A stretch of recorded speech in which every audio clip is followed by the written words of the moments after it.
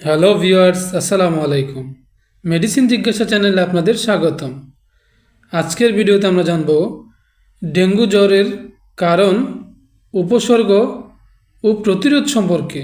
বিস্তারিত জানতে ভিডিওটি শেষ পর্যন্ত দেখুন।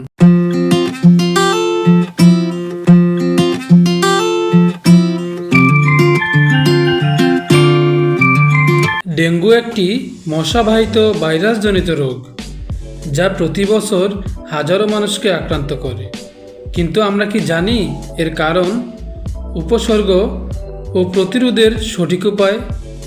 আজকে আমরা সহজ ভাষায় জানব ডেঙ্গু সম্পর্কে সব কিছু। এডিস মশা এখন যে কোনো সময়ে কামড়াতে পারে। সাধারণ চিকিৎসাতে ডেঙ্গু জ্বর সেরে যায়, তবে ডেঙ্গু শক সিনড্রোম এবং হেমোরেজিক ডেঙ্গু জ্বর মারাত্মক হতে পারে। বর্ষার সময় সাধারণত এ রোগের প্রকোপ বাড়ে। এডিস মশার বংশবৃদ্ধি রোধের মাধ্যমে ডেঙ্গু জ্বর প্রতিরোধ করা যায়। ডেঙ্গু জ্বরে করণীয়: জ্বর হলে স্বাভাবিক খাবারের পাশাপাশি বেশি বেশি তরল খাবার খাবেন, যেমন ডাবের পানি, লেবুর শরবত, ফলের রস, স্যুপ ইত্যাদি। জ্বর হলে অন্যান্য লক্ষণ না থাকলেও অবশ্যই চিকিৎসকের পরামর্শ নিয়ে ডেঙ্গু পরীক্ষা করান। ডেঙ্গু শনাক্ত হলে চিকিৎসকের পরামর্শ অনুযায়ী ব্যবস্থা নিন। জ্বরের জন্য ডাক্তারের পরামর্শ অনুযায়ী নির্ধারিত ডোজে প্যারাসিটামল খেতে হবে। অন্য কোনো ব্যথা বা জ্বর নিরাময়ের ওষুধ খাওয়া যাবে না।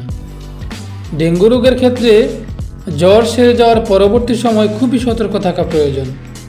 এই সময় তীব্র পেট ব্যথা, বারবার বমি, পাতলা পায়খানা অথবা শরীরের যে কোনো স্থান থেকে রক্তক্ষরণ, রোগীর শরীর হাত পা ঠান্ডা হলে, কিছুই না খেতে পারলে, দুর্বল শরীর, হাঁটাচলা কষ্ট করলে, এই সকল লক্ষণগুলো দেখা দিলে দ্রুত হাসপাতালে ভর্তি হয়ে চিকিৎসা নেবেন। ডেঙ্গু প্রতিরোধে করণীয়: আপনার ঘরে এবং আশেপাশে যে কোনো জায়গায় পানি জমতে না দেওয়া, ফলে এডিস মশার লার্ভা জন্মাতে পারবে না। ব্যবহৃত পাত্রের গায়ে লেগে থাকা মশার ডিম অপসারণে পাত্রটি ব্লিচিং পাউডার দিয়ে ঘষে পরিষ্কার করতে হবে। ফুলের টব, প্লাস্টিকের পাত্র, পরিত্যক্ত টায়ার, প্লাস্টিকের ড্রাম, মাটির পাত্র, বালতি, টিনের কৌটা, ডাবের খোসা বা নারিকেলের খোল, কন্টেইনার, মটকা, ব্যাটারি সেল ইত্যাদিতে এডিস মশা ডিম পাড়ে।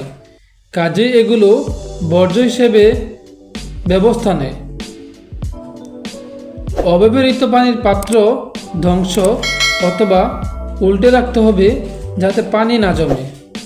দিনে অথবা রাতে ঘুমানোর সময় অবশ্যই মশারি ব্যবহার করুন।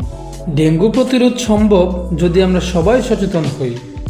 মনে রাখুন, আপনার একটি সচেতন পদক্ষেপ হয়তো কারো জীবন বাঁচাতে পারে। সতর্ক থাকুন, সুস্থ থাকুন।